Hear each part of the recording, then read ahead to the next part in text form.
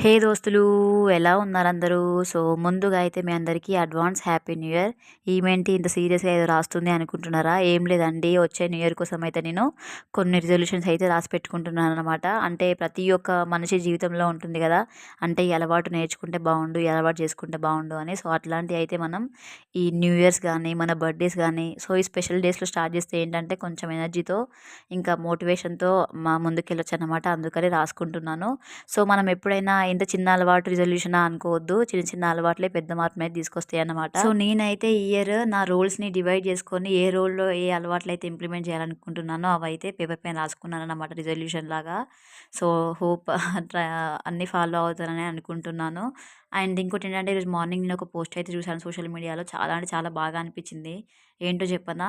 Year మారినంత మాత్రాన నీ బ్రతుకు మారదు. నీ అలవాట్లు మార్చుకుంటేనే నీ బ్రతుకు మారుతుంది అని ఎంత ట్రూ కదా అసలు.